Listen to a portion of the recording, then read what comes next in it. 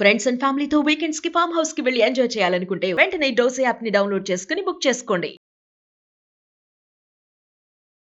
Suman TV ప్రేక్షకులకు నమస్కారం. నేను మీ ఎనలిస్ట్ మందరి కృష్ణారెడ్డిని. భారతదేశాన్ని వీడి పాశ్చాత్య దేశాలకు, ఇతర దేశాలకు వలస వెళ్లేందుకు భారతీయులు ఎందుకు ప్రయత్నిస్తున్నారు? భారతదేశంలో ఏమైనా లేదా? ఇక్కడ లేనివి అక్కడ ఏమైనా దొరుకుతున్నాయా? ఇక్కడికన్నా అవకాశాలు ఎక్కడ ఎక్కువ ఉంటాయా? ఎందుకోసం అక్కడికి వెళ్తున్నారు అనేది ఒక పెద్ద ప్రశ్న. దీంట్లో కొంతమంది చెప్పేటువంటి మాటలు ఏమిటంటే, భారతదేశం లోపల నీళ్లు గాని, గాలి గాని, వాతావరణం గాని కాలుష్యం ఎక్కువ ఉంది.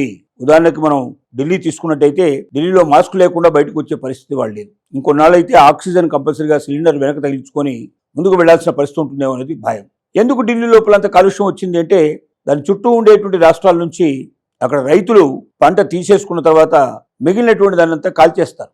ఆ కాల్చేసినటువంటి మొత్తం పొగంతా కూడా ఢిల్లీకి వచ్చేసి ఇక్కడ కాలుష్యం పెరిగింది. అక్కడ యమునా నది లోపల శవాల్ని కూడా దాంట్లో పడేసేటువంటి వాళ్ళు ఉన్నారు. తద్వారా అక్కడ నీరంతా కలుషితం అయిపోయింది. ఢిల్లీ మొత్తం టోటల్గా ఇవాళ కాలుష్యం అయిపోయి ఢిల్లీలో బతకడం అంటే ఒక రకంగా ప్రాణాపాయ స్థితిలో ఉండడమే. మిగిలిన నగరాలన్నీ సేఫ్గా ఉన్నాయంటే, అనేక నగరాల్లో కాలుష్యం బాగా పెరిగిపోతుంది. హైదరాబాద్ లాంటి నగరంలో కూడా 300 దాటినటువంటి ప్రదేశాలు ఇక్కడ ఆల్రెడీ గాలి లోపల ఉండేటువంటి కాలుష్యం 300 కన్నా ఎక్కువ పర్సెంటేజ్ దాటినటువంటివి చాలా ప్రాంతాలు కనబడుతున్నాయి. అంటే త్వరలోనే మరి హైదరాబాద్ కూడా ఢిల్లీ సరసన చేరుతుందేమని భయం వేస్తోంది. ఇక కలకత్తా, బెంగళూరు, ఇక మిగిలిన నగరాలు తీసుకున్నా కూడా తక్కువేం కావు. సో కాలుష్యానికి భయపడుతున్నారు. తాగే నీరు కూడా స్వచ్ఛందంగా ఉండడం చాలా తక్కువ ఉంది. ఎందుకంటే మున్సిపల్ వాళ్ళు లేదా గ్రామ పంచాయతీ వాళ్ళు ట్యాక్సెస్ ఎవరైతే కలెక్ట్ చేస్తున్నారో తప్పనిసరిగా పోర్టబుల్ వాటర్ ఇవ్వాలి. పోర్టబుల్ వాటర్ అంటే ఒక రకంగా చెప్పాలంటే మనకు వడబోసినటువంటి నీళ్ళ లాంటివి. అంటే దాంట్లో ఏ రకం కూడా తాగడానికి హానికరం కానటువంటి నీళ్ళని సప్లై చేయాలి ప్రతి ఒక్క వ్యక్తికి. ఇది దాంట్లో ఉన్నటువంటి చట్టం. కానీ చట్ట ప్రకారం చేస్తున్నాయా అంటే, ఏ ఒక్క మున్సిపాలిటీ కూడా ఈ చట్టాన్ని అనుసరించి స్వచ్ఛమైన నీరు మనకు సప్లై చేయడం లేదు. సఫిషియెంట్ వాటర్ అందరికీ రావడం లేదు. ఇలాగా అనేక విషయాల లోపల వాతావరణ కాలుష్యానికి, గాలి నీరు సక్రమంగా లేకపోవడం వల్ల కొంతమంది భయపడి ఈ దేశం నుంచి అమెరికా లాంటి దేశాలు, ఇతర దేశాలకి వలస వెళ్లేందుకు ప్రయత్నం చేస్తున్నారు. నెంబర్ 2 తీసుకున్నట్టయితే, ఇక్కడ ప్రొటెక్షన్ లేదు. ఎవరైనా స్త్రీ అర్ధరాత్రి అటు నుంచి అసలు సాయంత్రం చీకటి పడిన తర్వాత కానీ, లేకపోతే ఒక్కొక్కసారి పగటిపూట కూడా బయటికి వెళ్ళిన స్త్రీ ఇంటికి క్షేమంగా వస్తుందని చెప్పేటువంటి పరిస్థితి లేదు. ఇక్కడ ఎన్ని రేపులు జరుగుతున్నాయి, నిమిషానికి ఒక రేపు జరుగుతుంది భారతదేశం లోపల. మరి మహిళలకు రక్షణ లేని ఈ దేశంలో ఉండాలంటే చాలామంది 1-10 సార్లు ఆలోచిస్తున్నారు. ఇదే విదేశాల్లో అయితే రక్షణ చాలా ఎక్కువగా ఉంటుందనే నమ్మకం వాళ్ళకు ఉంటుంది. మూడోది ఏమిటంటే లంచగొండితనం. విపరీతమైన లంచగొండితనం పెరిగిపోవడం వల్ల ప్రతి దానికి ఏది కావాలన్నా, ఏ పని జరగాలన్నా, గవర్నమెంట్కి సంబంధించిన పని జరగాలంటే ఖచ్చితంగా లంచం లేకుండా పని జరుగుతుందన్న నమ్మకం లేని పరిస్థితులు ఏర్పడ్డాయి. కింది నుండి పైదాకా ఈ లంచం అనేటువంటి ఒక పెద్ద భూతం భారతదేశాన్ని వెంటాడుతుంది. ఈ లంచమే లేకపోతే భారతదేశం లోపల ఓట్లు సక్రమంగా వేసే పరిస్థితి ఏర్పడితే, ఓటు వేసేందుకు కూడా డబ్బులు ఇవ్వకుండా ఓటు వేసే పరిస్థితి ఏర్పడితే అసలు ప్రపంచంలో ఏ దేశం మన దేశం ముందర నిలవదు అని అందరికీ తెలుసు.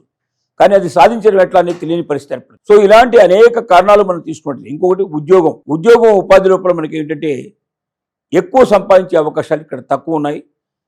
అదే విదేశాల లోపల ఎక్కువ సంపాదించుకోవచ్చు అని నమ్మకం.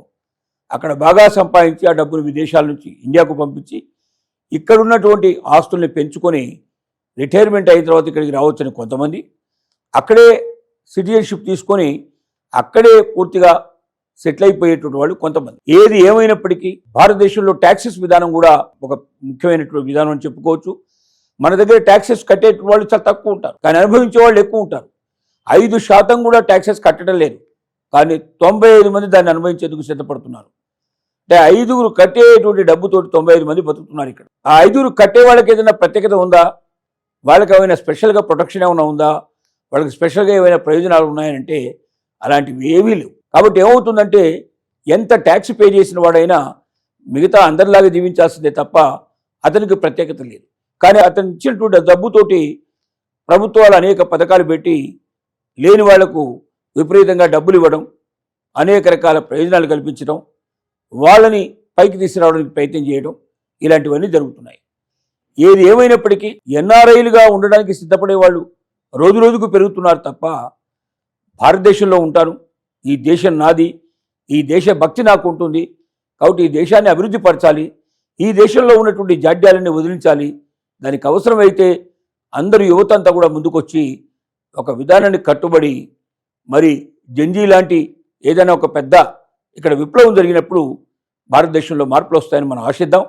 అప్పటిదాకా ఎన్ఆర్ఐలు పెరుగుతూనే ఉంటారు, ఎన్ఆర్ఐలుగా మారాలని ప్రతి ఒక్కరు కోరుకుంటున్నారు. అలాంటి పరిస్థితి నుంచి భారతదేశాన్ని కాపాడాలంటే ఇక్కడున్న ప్రభుత్వాలు, ఇక్కడున్న యువత, ఇక్కడున్న మేధావులు ప్రతి ఒక్కరూ ఆలోచించి ఈ జరుగుతున్నటువంటి ఈ కుళ్ళును కడిగేసే పరిస్థితి, ఇక్కడున్న మలినాలను తీసే ప్రయత్నం చేయాలి. వీటన్నిటిలో మనకు కనబడేది ఒకే ఒక భారతదేశాన్ని ఆకర్షిస్తున్న విషయం ప్రపంచంలో ఏంటంటే అదే మన దగ్గర ఉన్నటువంటి మన స్పిరిచువాలిటీ. ఈ స్పిరిచువాలిటీ ఏదైతే ఉందో దీనికోసం మనం చాలామంది ఈ దేశానికి వస్తున్నారు. అలాగే ఇతర దేశాల్లో మన వాళ్ళు వెళ్ళి అక్కడ ఈ స్పిరిచువల్ ఇన్ఫర్మేషన్ ఇవ్వడానికి చాలామంది సిద్ధపడుతున్నారు. కాబట్టి మరి ఒక రకంగా స్పిరిచువాలిటీ ఒక్కటి ప్రపంచంలో ఎక్కడా లేనంతగా భారతదేశంలో ఉంది. కాబట్టి అన్ని దేశాలు భారతదేశాన్ని ఆకర్షించడానికి అది ముఖ్యమైన ప్రధాన కారణంగా మనకు కనబడుతుంది. కానీ మిగిలిన అన్ని విషయాలు మనం నేర్చుకొని మనం మిగిలిన దేశాల కన్నా ముందుండే పరిస్థితి ఏర్పడినప్పుడు తప్పనిసరిగా ఇతరులందరూ భారతదేశానికి రావాలని కోరుకుంటారు. అలాంటి పరిస్థితులు వస్తాయని మనం ఆశిస్తూ ఆ వైపున ప్రతి ఒక్కరూ ఆలోచించాలని కోరుకుంటున్నాం.